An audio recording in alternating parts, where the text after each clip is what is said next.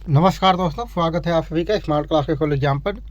दोस्तों, हम लोग आज उत्तर प्रदेश पीसीएस या ऑल स्टेट पीसीएस ले लो, चाहे MP PCS, Rajasthan PCS, Uttarakhand PCS आदि पेपर 1 के एग्ज़ाम के पॉइंट ऑफ व्यू से डिस्कशन कर रहे हैं। और आज का हमारा टॉपिक है मौर्य काल का सामाजिक जीवन और आर्थिक जीवन के बारे में, और मौर्य काल की कला के बारे में डिस्कशन करेंगे। ये टॉपिक हमारा मेन से साथ साथ प्री के भी पॉइंट ऑफ व्यू से बहुत ही महत्वपूर्ण है। आइए आज के टॉपिक को स्टार्ट करते हैं। दोस्तों, मौर्य काल के सामाजिक व्यवस्था के बारे में जानेंगे। कौटिल्य ने अर्थशास्त्र में परंपरागत 4 वर्णों का उल्लेख मिलता है, या कौटिल्य ने अर्थशास्त्र में परंपरागत 4 वर्णों का उल्लेख किया है। मेगास्थनीज ने चातुर्वर्ण व्यवस्था का उल्लेख नहीं किया था, किंतु उसने आर्थिक आधार पर भारतीय समाज को 7 भागों में बांटा था।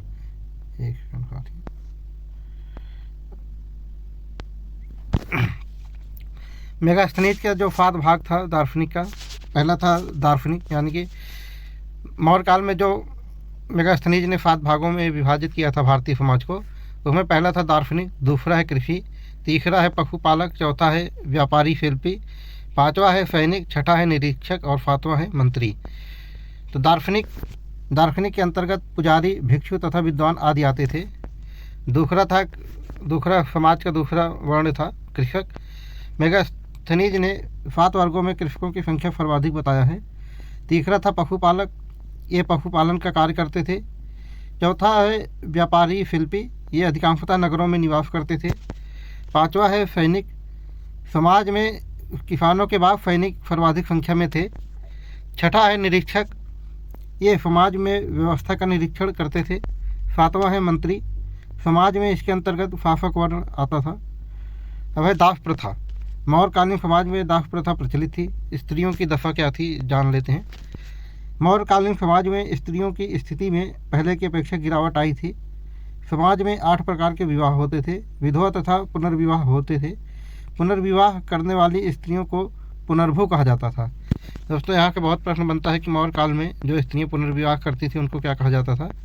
तो मौर्य काल में जो स्त्रियाँ पुनर्विवाह करती थी उनको पुनर्भू कहा जाता था। अब हम जानेंगे मौर्य काल के समय में आर्थिक जीवन कैसा था। कृषि। कौटिल्य ही चाणक्य को कौटिल्य भी कहा जाता है। इन्होंने कौटिल्य के नाम से ही अर्थशास्त्र की रचना की थी। कौटिल्य ने कृषि, पशुपालन तथा वाणिज्य को सम्मिलित रूप से वार्ता कहा है। यानी कि कौटिल्य ने कृषि, पशुपालन तथा वाणिज्य को सम्मिलित रूप से क्या कहा है, तो वार्ता कहा है। मेगास्थनीज के अनुसार मौर्यकालीन समाज में 7 वर्गों में कृषकों की संख्या सर्वाधिक थी। मौर्य काल में कृषक स्वतंत्र रूप से कृषि करते थे, परंतु राज्य द्वारा भी फीताध्यक्ष की देखरेख में कृषि करवाई जाती थी। चंद्रगुप्त मौर्य ने सौराष्ट्र में पुष्यगुप्त वैश्य के नेतृत्व में सुदर्शन झील का निर्माण करवाया था। अर्थशास्त्र के अनुसार 3 फसलें उगाई जाती थी। पहली है हेमन, दूसरी है ग्रीष्मिक, तीसरी है केदार। रबी की फसल को हेमन कहते थे, और खरीफ की फसल को ग्रीष्मिक कहा जाता था, और जायद की फसल को केदार कहा जाता था। उद्योग। मौर्य काल में अनेक प्रकार के उद्योग थे जो राज्य नियंत्रित होते थे। मौर्य काल में कर्मांतिक साम्राज्य के उद्योग धंधों का प्रधान नियंत्रक होता था। तो उद्योग धंधों का जो प्रधान नियंत्रक होता था मौर्य काल में, उसको कर्मांतिक कहा जाता था। मौर्य काल में वस्त्र उद्योग सबसे ज़्यादा महत्वपूर्ण था। भारत में मौर्य काल में सोना निकालने वाली चींटियाँ भी पाई जाती थी। व्यापार। मौर्य काल में व्यापार जल तथा स्थल दोनों मार्गों से होता था। व्यापारियों के काफिले चलते थे जिन्हें फार्थ कहा जाता था। तो मौर्य काल में व्यापारियों के काफिले को क्या कहा जाता था, तो फार्थ कहा जाता था। मौर्य काल में व्यापारियों के काफिले को फार्थ कहा जाता था। व्यापारियों के काफिले के नेतृत्व करने वाले को फार्थवाह कहा जाता था। अर्थशास्त्र के अनुसार चीन का बना रेशमी वस्त्र चीन पट्ट भारत में अत्यधिक लोकप्रिय था। भारत के पश्चिमी तट पर भरुकक्ष तथा फुपारा बंदरगाह थे। भारत के पूर्वी तट पर बंगाल में ताम्रलिप्ति बंदरगाह था। यानी कि भारत के पूर्वी तट बंगाल में कौन सा बंदरगाह था, अगर 4 ऑप्शन का नाम दिए रहेंगे तो ताम्रलिप्ति सही आंसर होगा।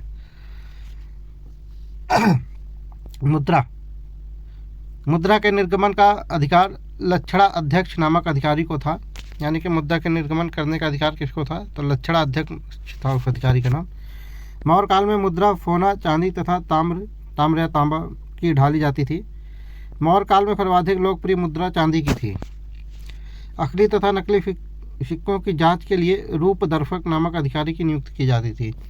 यानी कि एक दर्शक एक अधिकारी की नियुक्त की जाती थी, जिसका काम था खाली असली और नकली सिक्कों की पहचान करना।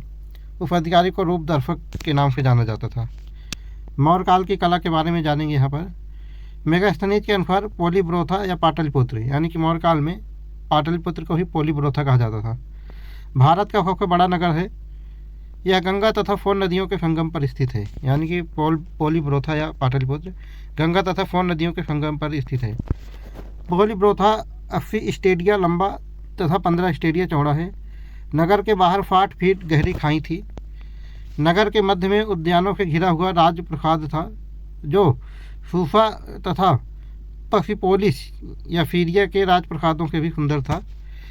यानी कि जो मगध का पोलीब्रोथा में या पाटलिपुत्र में उद्यान से घिरा एक राजप्रसाद था, वह फूरा तथा फीरिया के राजप्रसादों से भी ज़्यादा सुंदर था। फीरिया को पसिपोलिस भी कहा जाता था। उत्खनन में पाटलिपुत्र से कोई भी राजप्रसाद नहीं प्राप्त हुआ है।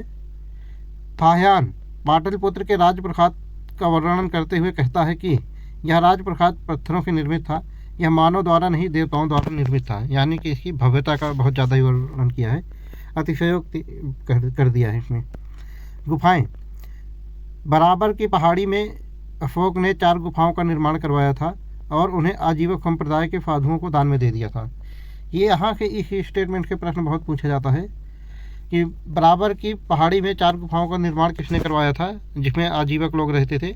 तो इसका निर्माण अशोक ने करवाया था। नागार्जुनी पहाड़ी पर अशोक के पौत्र दशरथ ने 3 गुफाओं का निर्माण करवाया था और उन्हें आजीवक संप्रदाय के साधुओं को दिया।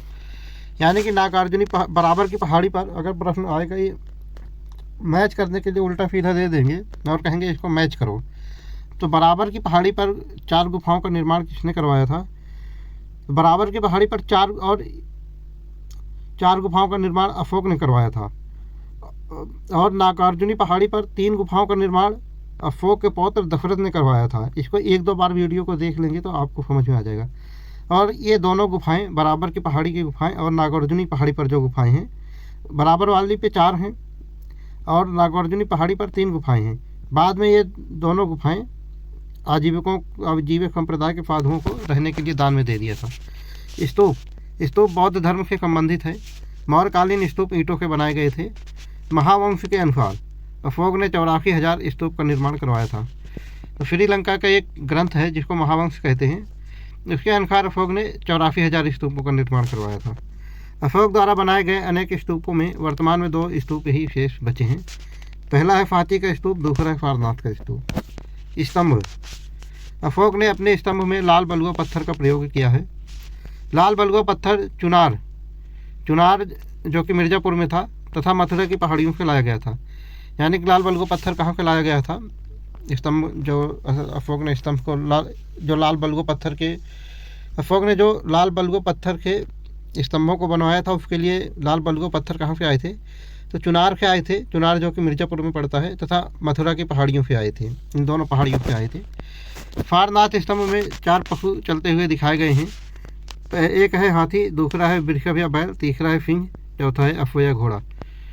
इन 4 पशुओं के नीचे 24 तीलियों वाला चक्र है। सारनाथ की इसी लाट के भारत सरकार का राज चिन्ह वृषभ, अश्व तथा 24 तीलियों वाला चक्र लिया गया है। मूर्तिकला, मौर्य काल में मूर्तिकला के बारे में जानेंगे। पतंजलि ने महाभाष्य में लिखा है कि मौर्य शासक शिव तथा स्कंद की मूर्तियां बनाकर बेचते थे। यानी कि पतंजलि का एक ग्रंथ है महाभाष्य, उसमें बताया गया है कि मौर्य शासक जो थे ये शिव यानी कि शंकर जी तथा स्कंद की मूर्तियां बनाकर बेचते थे। सर्वाधिक महत्वपूर्ण प्रस्तर मूर्ति दीदारगंज ये पटना में है। वहाँ से प्राप्त चामर ग्राहिणी यक्षी की मूर्ति है जो 6 फीट 9 इंच लंबी है। परखम से यक्ष की मूर्ति प्राप्त हुई है जिसका खुद टूटा हुआ है।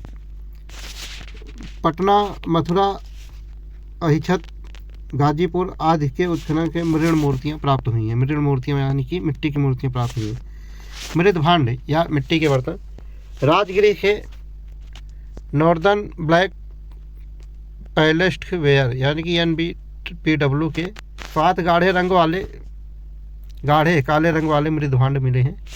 महत्वपूर्ण तथ्य के बारे में जानेंगे। चंद्रगुप्त मौर्य भद्रबाहु के प्रभाव में आकर जैन धर्म स्वीकार किया। ये जो इतना हम अभी तक पढ़े हैं उसी में के महत्वपूर्ण तथ्य हैं ये। चंद्रगुप्त मौर्य फललेखना विधि द्वारा प्राणों का अंत किया। कलिंग युद्ध के बाद अशोक ने धम्म विजय की नीति अपनाई। मौर्य काल में सिक्का जारी करने का अधिकार लक्षणाध्यक्ष नामक अधिकारी के पास था। अशोक के 8वें दीर्घ शिलालेख से पता चलता है कि अशोक ने धम्म यात्रा की प्रथा प्रारंभ की। सर्वप्रथम अपने अभिषेक के 10वें वर्ष में उसने बोध गया की यात्रा की थी अशोक ने। बुलंदी बाग पाटलिपुत्र का प्राचीन नाम था, यानी कि पाटलिपुत्र को पोलीब्रोथा भी कहते थे और उसका सबसे प्राचीन नाम बुलंदी बाग था। यहाँ के मौर्य काल में मृण मूर्तियाँ एवं अन्य वस्तुएं मिली हैं। अशोक के 12वें दीर्घ शिलालेख में पूर्ण रूपेण धार्मिक सहिष्णुता की बात की गई है। चाणक्य अपने बचपन में विष्णुगुप्त के नाम से जाने जाते थे। विशाख दत्त के नाटक मुद्रा राक्षस में चंद्रगुप्त मौर्य का विशिष्ट रूप से वर्णन हुआ है और इसमें इनको शूद्र भी बताया गया है। यानी कि मुद्रा राक्षस के नाटककार कौन थे? विशाख दत्त थे। अशोक के दूसरे एवं 13वें दीर्घ शिलालेख में संगम राज्य, चोल, पांड्य एवं चेर का उल्लेख किया गया है। यहाँ का प्रश्न बहुत बनता है दोस्तों कि अशोक के पड़ोसी राज्यों चोल, चेर और पांड्य का उल्लेख कहाँ पे मिलता है, इनके कौन से शिलालेख में मिलता है? तो इनके दूसरे और 13वें शिलालेख में इसकी जानकारी मिलती है।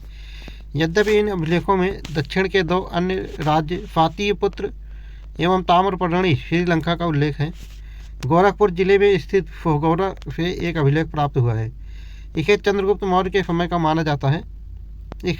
यानी कि गोरखपुर में स्थित फोगौरा से एक अभिलेख प्राप्त हुआ है। यह ऐसा माना जाता है कि यह अभिलेख चंद्रगुप्त मौर्य के समय का है। इस अभिलेख में खाद्यान्न को देश के संकट काल में उपयोग हेतु सुरक्षित रखने के बारे में प्राचीनतम आदेश है। यानी कि जो फोगौरा से अभिलेख प्राप्त हुआ है गोरखपुर से, ऐसा माना जाता है कि चंद्रगुप्त मौर्य के समय का है। और इसमें ये कहा गया है इस अभिलेख में कि संकट काल के समय के लिए खाद्यान्न को सुरक्षित रखने का आदेश दिया गया है। तो साथियों, आज का डिस्कशन हम यहीं पर समाप्त करते हैं। कल फिर मिलेंगे इसी चैनल पर, इसी टाइम पर। जब तक आप वीडियो को देखिए, नोट को बनाइए, पढ़िए, एग्ज़ाम दीजिए, पास होइए। और वीडियो पसंद आ रही है तो चैनल को लाइक, सब्सक्राइब और शेयर करें। कल फिर मिलते हैं, तब तक के लिए जय हिंद।